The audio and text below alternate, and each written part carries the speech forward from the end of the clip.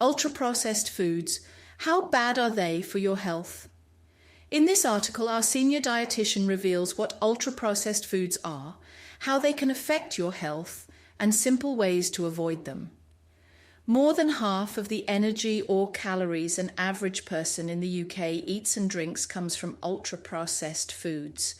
That's perhaps not surprising, as they can be convenient, appealing, and are heavily marketed to us. But researchers have shown that ultra-processed foods can impact our health. So, what are ultra-processed foods and how can we avoid them? What is ultra-processed food? The term ultra-processed foods comes from the NOVA food classification system, which was developed by researchers at the University of São Paulo, Brazil. The system places food into 4 categories based on how much they have been processed during their production. 1. Unprocessed or minimally processed foods. This includes produce such as fruit, vegetables, milk, fish, pulses, eggs, nuts and seeds that have no added ingredients and have been little altered from their natural state. 2. Processed ingredients. This includes foods that are added to other foods rather than eaten by themselves, such as salt, sugar and oils. 3. Processed foods. These are foods that are made by combining foods from groups 1 and 2, which are altered in a way that home cooks could do themselves. They include foods such as jam, pickles, tinned fruit and vegetables, homemade breads and cheeses. 4. Ultra-processed foods. Ultra-processed foods typically have 5 or more ingredients. They tend to include many additives and ingredients that are not typically used in home cooking, such as preservatives, emulsifiers, sweeteners, and artificial colours and flavours. These foods generally have a long shelf life. A list of common ultra-processed foods. Examples of ultra-processed foods include ice cream, ham, sausages, crisps, mass-produced bread, breakfast cereals, biscuits, carbonated drinks, fruit-flavoured yogurts, instant soups, and some alcoholic drinks including whiskey, gin and rum. Unprocessed or minimally processed foods include fruit, vegetables, eggs, meat and grains. Processed culinary ingredients include sugar, salt, butter, lard, oils, vinegar. Processed foods include freshly made unpackaged bread, tinned fruits and vegetables, salted nuts, ham, bacon, tinned fish and cheese.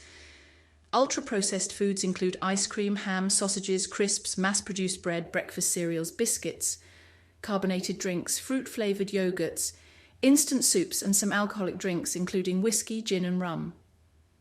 Why are ultra-processed foods bad for us? Ultra-processed foods often contain high levels of saturated fat, salt and sugar, and when we eat them, we leave less room in our diets for more nutritious foods. It's also been suggested that the additives in these foods could be responsible for negative health effects. The actual processing of the food could also make a difference to how our bodies respond to it. Studies have shown, for example, that when foods such as nuts are eaten whole, the body absorbs less of the fat than when the nut is ground down and the oils are released. Another new theory is that diets higher in ultra-processed foods could also affect our gut health. More research is needed to separate these different elements and understand exactly what about ultra-processed foods could be bad for our health. Is it one of these elements, or is it their combination? Currently, it's also hard to know whether it is something within the foods that is the issue, or whether eating a diet high in these foods suggests an overall lifestyle that is linked to poorer health. However, given the high salt, sugar and saturated fat content of most of these foods, cutting down does seem sensible. Are cereal and bread considered ultra-processed foods? When you think of ultra-processed foods, you might think of chips, sweets and colourful sugary drinks, but there are some less obvious examples. Everyday items such as breakfast cereals and mass-produced or packaged bread can be considered ultra-processed foods. This is because they often have extra ingredients added during production, such as emulsifiers, sweeteners, and artificial colours and flavours. One of the criticisms of the NOVA method of categorising foods is that foods like these, which can be part of a healthy diet, sit alongside less nutritious, ultra-processed foods. Less nutritious ultra-processed foods can include pre-prepared meals, sausages and nuggets, as well as sweets, biscuits, pastries, buns, cakes and pre-prepared chips. Plant-based meat and cheese substitutes are also ultra-processed, and so might not be as healthy as they are marketed to be. Despite the problems with lumping different types of food together under the umbrella term ultra-processed, the NOVA system is still widely used in research. While there are pros and cons to using it, it's helped establish a link between diets high in these foods and worse health. Should I be cutting out ultra-processed foods? It might sound like we should go back to eating only foods that are minimally processed, but with restricted time and budget, this isn't an option for most of us. Although the evidence to suggest that ultra-processed foods are bad for our heart and circulation seems to be growing, the type and quality of the research means it's still not clear that we need to completely exclude them.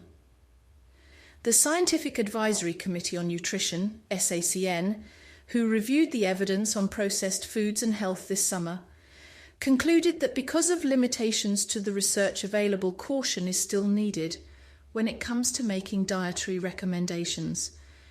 Instead of trying to completely cut out these foods, think about the balance in your diet. Make sure that there are minimally processed foods in there too. Eat fruit and vegetables with your meals and drink water instead of sugary drinks, and try to fit in time over the week for home cooking. It's also important to remember that not all ultra-processed foods are equal. When you do include ultra-processed foods in your diet, choose those with more nutritional benefit. Whole grain bread and cereals or baked beans, for example, instead of crisps, sweets or pizzas. Get in the habit of reading food labels so you can easily identify and cut back on foods that are high in sugar, salt or saturated fat. How to cut down on ultra-processed foods. Eating a lot of processed foods leaves less room for healthier foods like fruit and vegetables, fish, unsaturated oils, pulses and nuts and seeds. So if you want to change your diet, try to make some swaps. Instead of flavoured yogurts with added sugar or sweeteners, choose plain yogurt and add your own chopped, fresh, frozen or dried fruit for sweetness. Instead of buying sauces or ready meals, cook your favourites in larger amounts at home and freeze the extra in portions to use another day. Have porridge in the morning with fruit and nuts instead of sugary low-fibre breakfast cereals. Eat fresh, baked or stewed fruit instead of shop-bought fruit pies or cakes. Have some nuts instead of biscuits with your afternoon cuppa. The latest research on ultra-processed foods and heart health. Several studies have shown that eating higher amounts of ultra-processed foods is linked to a greater risk of high blood pressure, cardiovascular disease, heart attacks and strokes, early death. One study, presented at the European Society of Cardiology Congress in August 2023, tracked 10,000 Australian women for 15 years. Those with the highest amounts of ultra-processed food in their diet were 39% more likely to develop high blood pressure than those with the lowest.